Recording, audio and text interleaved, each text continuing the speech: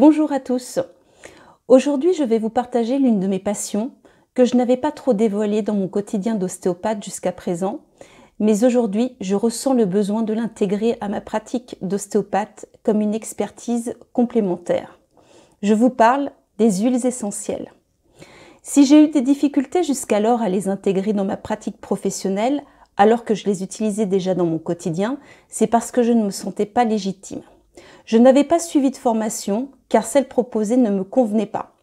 En effet, en aromathérapie, très souvent, on vous propose des protocoles à suivre selon différents motifs de consultation tels que des rhumes, des entorses, des douleurs articulaires, bref, des recettes.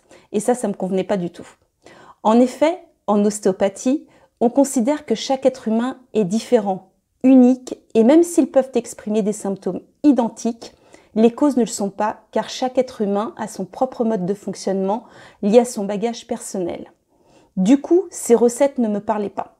Et c'est en cherchant que j'ai trouvé la formation qui me correspond à 100%, l'olfactoreliance.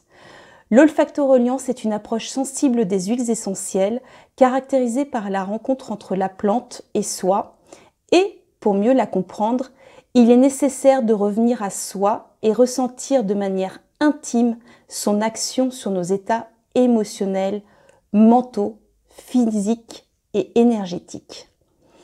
L'olfaction des huiles essentielles permet le lâcher-prise sur des émotions ou des pensées perturbatrices, induit la relaxation et la déconnexion du mental auprès des patients consultants. Ainsi, chaque soin d'olfactoreliance sera unique puisque le choix des huiles essentielles se fera par rapport au ressenti du patient, car son corps sait ce dont il a besoin. Cette pratique s'intègre également bien avec une autre valeur qui est très importante pour moi dans ma pratique d'ostéopathe, à savoir laisser le patient être au centre du soin, le laisser être acteur de sa santé. C'est très important. Encore une fois, ce n'est pas moi qui vais proposer une recette au patient, mais je vais guider celui-ci afin qu'il ressente les huiles essentielles, se connecte à elles pour qu'il puisse trouver ce qui est juste, bon pour lui.